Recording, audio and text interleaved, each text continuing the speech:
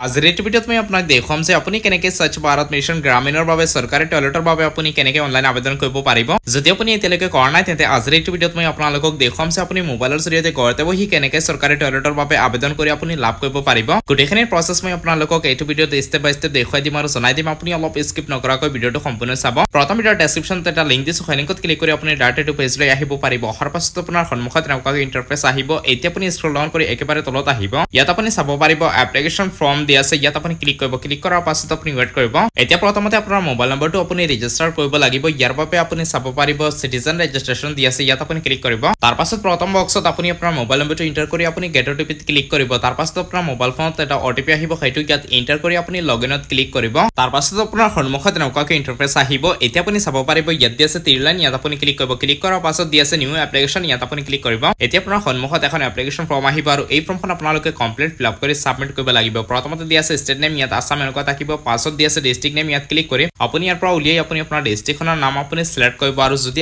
আসাম এনেকুৱা সিলেক্ট নাথাকে তেন্তে ইয়াত ক্লিক কৰি আপুনি সিলেক্ট কৰি ল'ব। তাৰ পাছত ইয়াত দিয়া আছে ব্লক নেম, ইয়াত ক্লিক কৰি আপোনাৰ ব্লকখনৰ নাম আপুনি সিলেক্ট কৰিব। পাছত গ্ৰাম পঞ্চায়ত, ইয়াত ক্লিক কৰি আপোনাৰ পঞ্চায়তখনৰ নাম সিলেক্ট কৰিব। পাছত ভিলেজ নেম, ইয়াত ক্লিক কৰি আপোনাৰ গাঁওখনৰ নাম আপুনি পাই যাব, সেইখন সিলেক্ট কৰিব। পাছত দিয়া আছে হেবিচন নেম, ইয়াত ক্লিক কৰি আপোনাৰ হেবিচন নাম ইয়াত আপুনি পাই যাব, সেইখন সিলেক্ট কৰিব। যদি গাঁৱৰ নাম নাপায় তেন্তে আপোনাৰ হেবিচন জনৰ নাম পাই যাব, সেইজন নাম আপুনি সিলেক্ট কৰিব। তাৰ পাছত আপুনি তলত আহিব। এতিয়া আপুনি আপোনাৰ আধাৰ কাৰ্ডৰ নিচিনা আপোনাৰ নামটো ইয়াত আপুনি এইটো বক্সত লিখিব। তাৰ পাছত আধাৰ কাৰ্ড নাম্বাৰটো ইয়াত লিখিব। এই বক্সত আপুনি টিক মাৰ্ক কৰিব। পাছত আপুনি ভেৰিফাই আধাৰ নাম্বাৰত আপুনি ক্লিক কৰিব। আপোনাৰ আধাৰ কাৰ্ড নাম্বাৰটো ভেৰিফাই হৈ যাব। পাছত দিয়া আছে ফাদাৰ হাজবেণ্ড নেম, ইয়াত আপোনাৰ দেউতাৰ নাম লিখিব। মহিলাৰ নামত আবেদন কৰিলে হাজবেণ্ডৰ নামটো ইয়াত লিখি দিব। পাছত দিয়া আছে জেণ্ডাৰ, ইয়াত ক্লিক কৰি যদি আপুনি পুৰুষ হয় প্ৰথম অপশ্যন সিলেক্ট কৰিব, মহিলা হ'লে দ্বিতীয় অপশ্যন সিলেক্ট কৰিব। পাছত দিয়া আছে সাব কেটেগৰী, ইয়াত ক্লিক কৰি আপোনাৰ এপিএল নে বিপিএল যি হয় কেটেগৰী সেইটো সিলেক্ট কৰিব। তাৰ পাছত দিয়া আছে সাব কেটেগৰী, ইয়াত ক্লিক কৰি আপোনাৰ sub category general SC ST দিয়া আছে যি হয় সেইটো আপোনাৰ সিলেক্ট কৰিব। পাছত দিয়া আছে কাৰ্ড টাইপ আৰু দিয়া আছে কাৰ্ড নাম্বাৰ। আপুনি আপোনাৰ আধাৰ কাৰ্ড নাম্বাৰটো ইয়াত ভেৰিফাই কৰাৰ পাছত আপোনাৰ আধাৰ কাৰ্ডৰ গোটেইখিনি ইনফৰমেশ্যন এই দুটা বক্সত আহি যাব।